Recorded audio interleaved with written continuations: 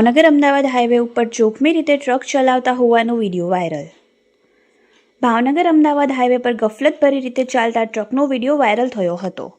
આ ટ્રકની પાછળ આવતા કોઈ જાગૃત વાહન ચાલકે આ જોખમી રીતે ચાલતા વિડીયો ઉતારી સોશિયલ મીડિયામાં વાયરલ કર્યો હતો।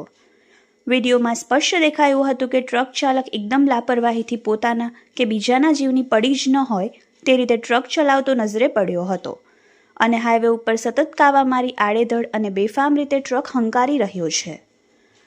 આ viral video Bhavnagar Ahmedabad highway પર સાંઢીડા ધોલેરા માર્ગ પરનો હોવાનું જણાઈ આવ્યું છે।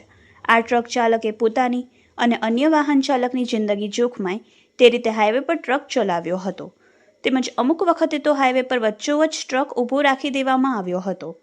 આ ટ્રક ચાલક નશાની હાલતમાં હોવાની ચર્ચાઓ ઉઠી હતી। બેફામ રીતે અન્ય વાહન ચાલકો માંડ બચ્યા હતા। અંતે સતત કાવા મારતા ટ્રક ચાલકે સ્ટેરિંગ પરનો કાબુ ગુમાવતા ટ્રક ધોલેરા નજીક રોડ સાઈડમાં ઉતારી દીધી હતી। આથી અન્ય વાહન ચાલકોએ રાહતનો દમ લીધો હતો।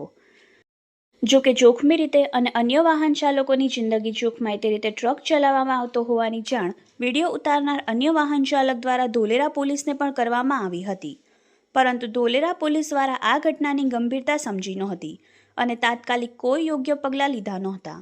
ત્યારે સવાલ એ ઊભો થાય છે કે જો આ ઘટનામાં કોઈ જાનહાનિ થઈ હોત તો જવાબદાર કોણ હોત? તેવા અનેક સવાલો ધોલેરા પોલીસ પર પણ ઊભા થયા છે।